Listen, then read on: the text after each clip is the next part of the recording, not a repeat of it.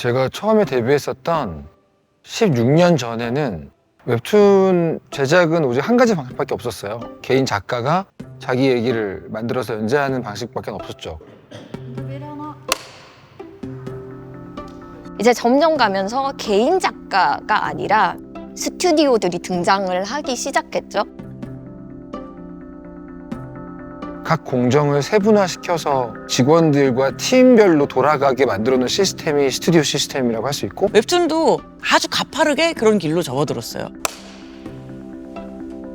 퀄리티가 계속 오를 수밖에 없는 환경이었고, 그럼 그 결과 결국 노동력이 많아진다는 거거든요.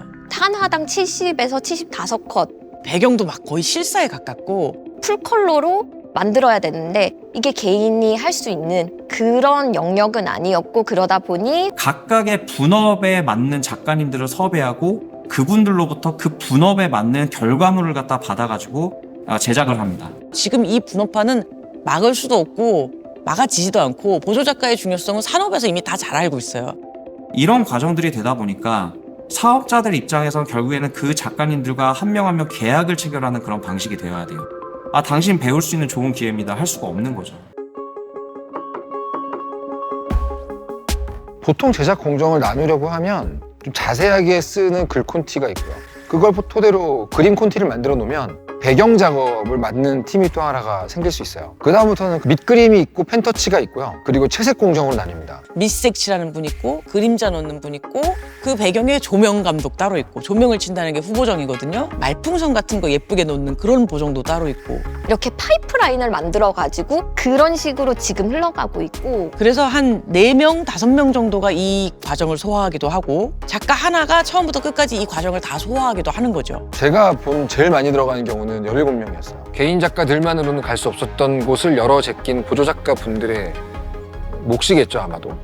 너무나 중요한 한 축을 담당하고 계시다고 생각합니다.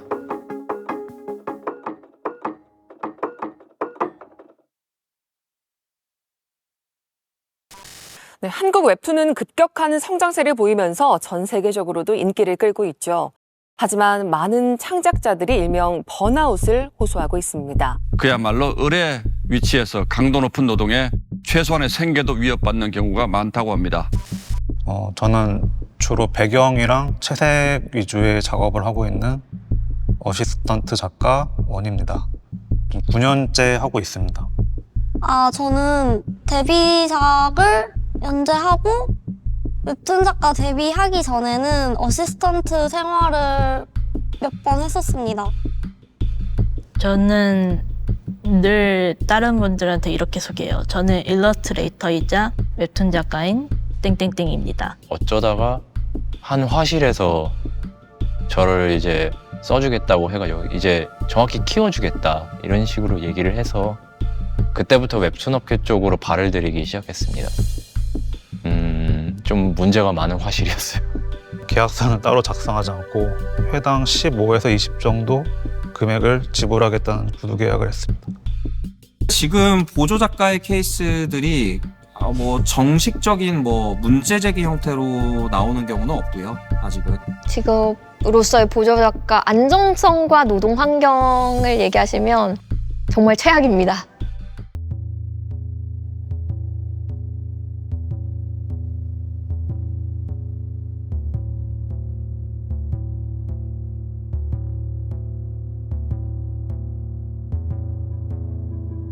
좀 그 고료가 너무 형편이 없어요. 제가 다 계산해봤는데 7개월 일해서 500만 원 정도? 예전에는 적어도 신입 작가님들이 30만 원에서 35만 원을 기본적으로 받았어요. 근데 지금은 25만 원이 최저라는 얘기를 들어가지고 제가 그걸 보면서 이렇게 살짝 놀랐는데, 더 떨어질 거라는 생각은 단 한 번도 한 적이 없었는데, 저 같은 경우 그때 첫 화실 들어갔을 때 한 달에 30도 안 되는 금액을 받고 살았었거든요. 되게 이해가 안 되는데 이게 정산 방식이 칠판이 있거든요. 거기에 이렇게 적혀 있어요. 밑색 한 페이지에 얼마 이렇게 되어 있는데 액수가 그 만 단위가 아니에요. 심지어 1000 단위도 얼마 없어요. 필사적으로 진짜 오물정자 그거 새기려고 정말 혈안이 돼가지고. 어느 정도의 고료를 줘야 한다 라는 가이드라인이 아예 없다 보니 어떤 회사에서는 잘 쳐줘서 15만 원, 10만 원, 어떤 데 가서는 20만 원, 어떤 데 가서는 야, 너 그냥 배워. 어떤 이상한 변태들은 뭐 고난과 역경이 있어야 작품이 나온다 이러는데, 아니 지금 숟가락들 힘도 없는데 무슨 만화를 그려요? 제가 처음에는 채색까지만 하기로 했었는데 하다 보니까 막 배경이라고 스케치업 배치하는 게 있어요. 그것도 하게 되고 뭐 후보정 작업도 하게 되고 나중에는 펜선도 좀 하게 됐었거든요. 사실 그때는 속으로 내가 더 작가님보다 많이 그리는 것 같다는 생각도 했어요. 그때 어떻게 일을 했냐면 60시간 동안 안 자고 원고를 한 적이 있었어요. 그래서 그때 너무 스스로 약간 충격 먹어서 아, 사람이 60시간 안 자도 살아있을 수 있구나. 얼굴이 약간 안면마비처럼 나중에 오더라고요. 휴식 시간이 없는 상태로 일을 하는 거기 때문에 그냥 매일 몸이 아파요. 왼쪽 팔 인대가 테니스 인대라고 불리는 데인데 부어가지고 더 이상 작업을 할 수 없는 상황이 된 거죠. PD님께서 그때 하신 말이 아직도 기억이 나요. 당신 때문에 우리 일이 이렇게까지 미뤄졌어. 너무 충격 먹고 그때부터 이제 우울증이 시작됐던 거죠.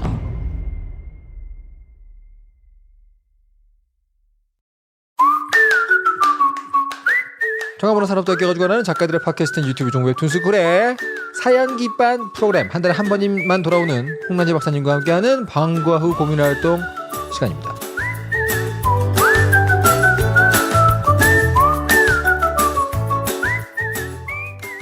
안녕하세요. 저는 모 웹툰 작가의 밑에서 어시스턴트로 2달 정도 일했던 사람입니다. 아, 나 이거 벌써 알아. 이정범의 웹툰스쿨에 제가 사연을 그때 보냈었거든요. 작가님 이제 저 그만둘 때 돈 덜 받은 거 달라고 했었는데 아, 저 때문에 원고 퀄리티가 떨어졌고 클라이언트들이 자신에게 소송을 걸려고 하고 있다. 소송이 걸리면 억대 소송금이 나올지도 모르는 상황인데 저한테 그걸 감당할 수 있냐고. 근데 말이 안 된다는 생각이 들어도 막상 사람이 그런 어떤 협박성 말을 들으면 되게 무섭고 고소당하면 부모님한테 뭐라 하지? 약간 제가 잘못한 건 아니었는데 그냥 저는 마치 죄인이 된 것처럼 계속 걱정하고. 결론만 얘기하겠습니다.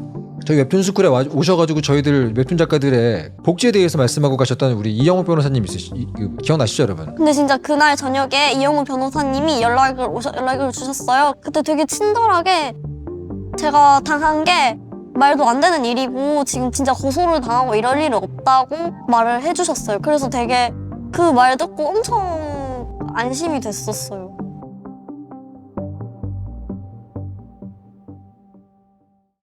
이렇게 가려져 있는 사람들이라서 그래요. 저희가 백조가 수영 헤엄을 치면 수면 아래에서 엄청 열심히 움직이는 게 보이지는 않잖아요. 보조 작가님들은 그 두 자리거든요. 보면은 그림 보조 끝. 크레딧이 전혀 없어요. 그 크레딧을 딛고 성장하는 건데 없애버리길 원하거든요. 사실 저도 제가 참여했던 작품, 제 이름 없는 작품 굉장히 많아요. 어릴 때 했던 것들. 이 노동자로서의 권리를 인정을 받으려면 결국에는 이 사람들이 보여야 되고 수면 위로 올라와야 된다라고 저는 생각하거든요. 런칭된 작품을 확인했을 때 왜 크레딧이 표기가 안 돼 있죠? 하는 식으로 이제 PD님한테 얘기를 드리면 이제 스튜디오 명만 올라가고 그 안에 포함된 사람들은 올라가지 않는다라는 식으로 얘기를 하셔가지고 그런 게 있을 수가 있나 싶었어요. 과연 작가란 무엇인가? 왜 우리 만화판에서만은 그 한 파트를 맡는 사람들, 뭐 하나를 잘하는 사람들은 죽여나가고 있는가? 그 사람들의 이름을 왜 지워나가고 있는가? 그럼 어떻게 경력을 쌓을 수가 없잖아요. 그 어실도 그러니까 그 경력으로 안 쳐주는 분위기니까는 그럼 돈 벌지 말라는 건지 만화하지 말라는 건지 이해가 안 되는 거죠. 경력증명서는 처음 듣는 것 같아요. 저는 그런 게 있다는 것도 몰랐어요. 많은 사람들이 이 사람들이 처한 환경이라든지 아니면 이 사람들이 어떤 일을 하고 있는 건지 정확하게 인지를 못해요. 이게 왜 이런 문제가 계속 발생할까? 이런 것들을 좀 고민하다 보니까 결국에는 정보 비대칭의 문제가 가장 크다라는 생각을 했어요. 그 계약서의 내용이 어떤 의미를 가지고 있는지, 그리고 이 계약을 체결했을 때는 어떠한 나에게 권리가 주어지고 의무가 부여되고 효과가 있는지 이런 부분들에 대해서 어렴풋이 아시거나 잘못 아시거나 저희는 언제나 고립되어서 일하기 때문에 약간 이렇게 벽이 쳐져 있는 것처럼 일한단 말이에요. 저 그 전 작품도 작가님 얼굴도 뵌 적 없고 대화도 해본 적이 없어요. 그냥 PD가 다 그냥 중간에서 이제 그냥 이거 해주세요 저거 해주세요 하니까요. 그러니까 웹툰 작가 관련된 정보도 얻기 힘든데 어시스턴트 관련 정보는 진짜 없고 피해를 당하고도 이게 피해인지 인지를 못하기가 쉽고 다른 사람들 어떻게 일하는지 모르니까 그런 종류의 소통이 부재한 상황에서 난 명확히 약속받지 않은 일을 약속받지 않은 수준으로 했다라고 부당함을 느끼는 보조작가들도 분명히 있을 수 있어요. 그런 것들에 대해 되게 명확한 해결책이 없는 것도 사실이에요. 웹툰을 만들고 발표하는 창구가 다 다변화되면서 리스크 자체가 엄청나게 커지는 곳도 있다는 거예요. 그 리스크들이 보조작가나 개인 창작자들에게 많은 부분 전가되고 있다는 게 문제라는 느낌도 들어요. 요새는 다 앱으로 보시잖아요. 그러면 30%를 떼가요.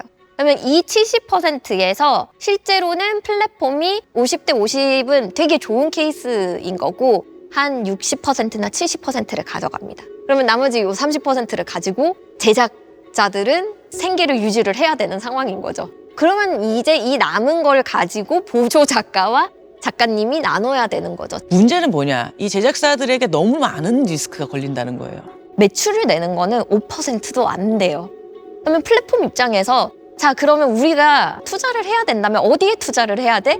어쩔 수 없어요. 이 5명을 밀어줘야 돼요. 잘 팔리는 작품이 있으면 그런 비슷한 작품을 계속 팔 수밖에 없는 구조예요. 흔히 말하는 잘 나가는 작품 스타일 이런 작품을 하지 않는 작가들이 설 자리는 점점 없어지고 있다. 근데 그렇게 해서 작품이 사라지게 되면 거기에서 일하고 있던 수많은 보조작가들 같은 경우에는 권고사직을 그냥 시킨다거나 약속했던 돈을 못 준다거나 그런 경우를 제가 제보를 받거든요. 리스크를 아래로 전가시키기 때문에 정말 나쁜 일은 저 밑에 정말 조그마한 사람들한테서 일어나는 거예요. 다 근데 다 똑같이 가난하고 똑같이 힘이 들고 돈을 잘 못 버는 형편이거든요. 저는 보조작가가 받게 되는 대우가 대부분 작가에게서 왔다고 생각을 해요. 그러니까 작가의 기본권이 침해되고 있는 상황에서 그게 보조작가로 전가된 상황이기 때문에 보조작가 할 때 진짜 많이 했던 생각이 왜 이분은 일을 항상 늦게 시작하고 규칙적으로 매일매일 하는 게 왜 안 될까? 이게 궁금함이 진짜 컸거든요. 제가 작가가 되니까 보조작가 할 때는 4일 못 잤으면 작가 할 때는 5일 못 자고 뭐 이랬던 것 같아요. 저는 작가가 된 후에 어시스턴트를 돈을 쓰지 않았거든요. 보조작가를 구하려면 내가 수요일에 만약에 어시한테 보내기로 약속했으면 꼭 수요일에 보내드리고 싶었거든요. 그리고 루틴이 계획이 아주 일정하게 되기를 바랬는데 제가 스스로 그렇게 못하고 있었거든요.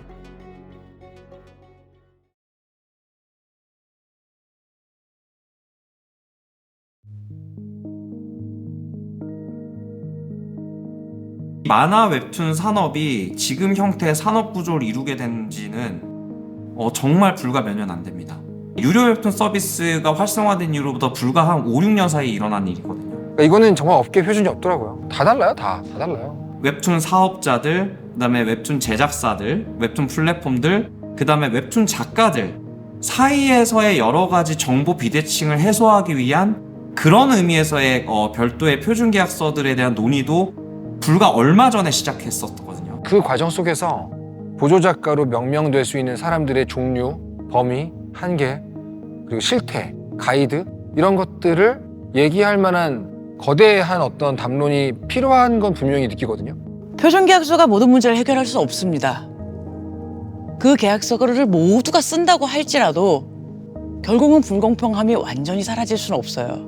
그래서 이 사람들을 보호해 줄 수 있는 장치들이 더 많이 생겨야겠죠. 실질적으로 저희는 도움이 될 거라고 생각을 해요. 저희가 참고할 수 있는 자료가 일단 생기는 거고 실질적으로 작업 현장에 쓰이지 않는다고 하더라도 저희가 일단 알 수 있잖아요. 수영하기 전에 준비 운동하는 게 중요한 것과 똑같다고 생각을 해요. 그러니까 우리가 준비 운동 안 하고 물 들어간다고 그게 무슨 법으로 금지되어 있는 건 아니죠. 다치거나 사고가 나는 걸 예방하기 위한 안전을 위한 거잖아요. 그러니까 계약서를 쓴다는 거는 나의 권리를 안전하게 지키기 위해 쓰는 거거든요. 합리적이고 합당하고 올바른 방향, 약자를 보호하는 방향으로 갔을 때 그 혜택은 우리 사회 모두가 누리게 되는 거거든요. 그걸 몇 년 안에 아시게 될 거예요. 이번 표준계약서가 유포되고 나면. 노동권 자체가 창작권이기도 해요. 창작을 하는 사람이 줄어들면 줄어들수록 그들이 할 수 있는 이야기의 숫자는 점점 줄어들거든요. 그 사람들을 없애버린다는 게 너무 슬픈 일이 아닐까? 보조 작가분들이 없으면 절대로 도달할 수 없는 원고의 모습이 있어요. 그런 의미에서 저는 한국 웹툰이 여기까지 왔다는 걸 보여주는 되게 중요한 장면에 그분들이 계시다고 생각하거든요. 솔직히 진짜 망해버렸으면 좋겠다는 생각 엄청 많이 했었어요. 근데 그러면 또 이제 그 나쁜 짓 안 하고 열심히 해온 작가분들이나 스태프들한테 미안해지잖아요. 어떤 일이든지 간에 혼자서 하는 일은 없어요. 보이지 않는 누군가의 손길 하나하나가 모여서 지금의 하나의 작품을 만들고 있는 거고, 작가가 혼자만 만드는 게 아니고 여러 명의 보조 작가들이 같이 도와서 만든다는 걸 좀 알아주시고 웹툰을 봐주셨으면 하는 마음이 있습니다. 네.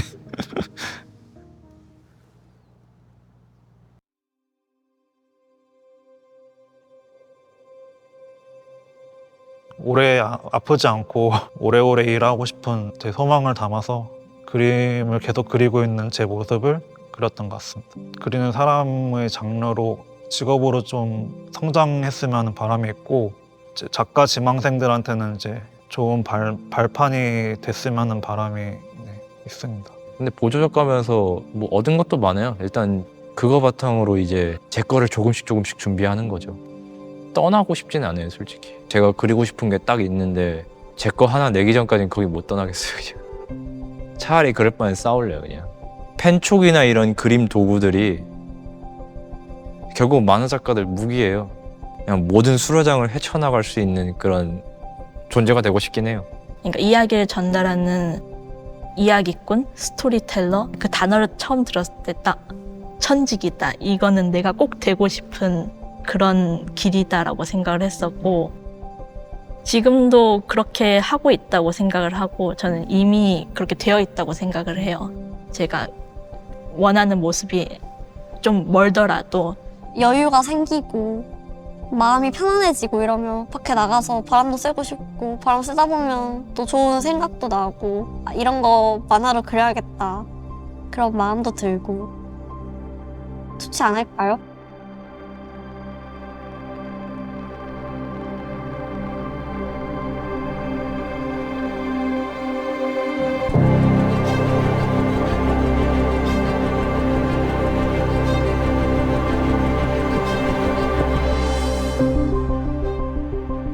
서울시에서는 지난 2021년도부터 좀 보호사각지대에 있는 이제 다양한 분야의 프리랜서 분들을 대상으로 이제 표준계약서를 개발해오고 있었어요. 원래 프리랜서 분들을 전문적으로 연구하시는 전문가님들, 그리고 웹툰 현장에서 실제로 일하시는 관계자분들 만나서 의견을 들어본 결과 보조작가분들 위한 새로운 표준계약서가 별도로 필요하겠다라는 점에 좀 의견이 모아져서 개발하게 되었습니다.